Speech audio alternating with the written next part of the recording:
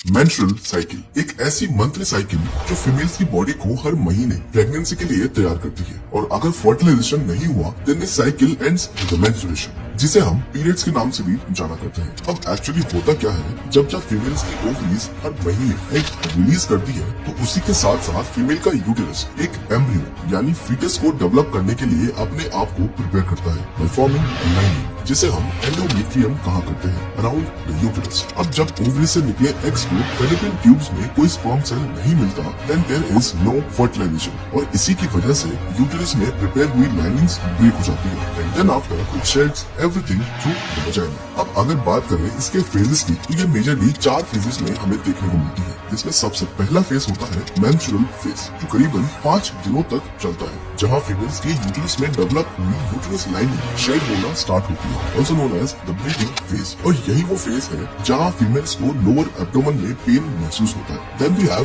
Follicular phase जो करीबन 7 दिनों का होता है, जहां फीमेल्स की ओवरीज में प्रेजेंट एग्स फिर से मैच्योर होना स्टार्ट होते हैं और इसी के साथ साथ फीमेल्स की बॉडी फिर से यूटेरस लाइनिंग को रिबिल्ड करना स्टार्ट करती है। देन वी हैव ओव्यूलेशन, एक ऐसा फेज जो हमें इस पूरी मंथली साइकिल के बीच में देखने को मिलता है, जहां फीमेल्स की ओवरीज फाइनली अपने मैच्योर्ड एग्स को फैलोपियन ट्यूब में रिलीज करती है for the fertilisation. And last we have luteal phase जो करीबन 12 से 13 दिनों का होता है, जहां फीमेल्स की बॉडी में प्रेजेंट यूटेरस प्रेगनेंसी के लिए अपने आप को प्रिपेयर करता है। अब अगर फैलोपियन ट्यूब्स में किसी मेल का स्पर्म और ओवरी से निकले एग का फ्यूजन हो जाता है, ऑल्सो नोन एज फर्टिलाइजेशन, तो ये पूरी पीरियड्स की साइकिल वहीं रुक जाती है और अगर फीमेल के एग्स को कोई भी स्पर्म सेल नहीं मिलता then this full period cycle is repeated again and again. Now in the comment section tell us what is the average duration of the menstrual cycle in human females.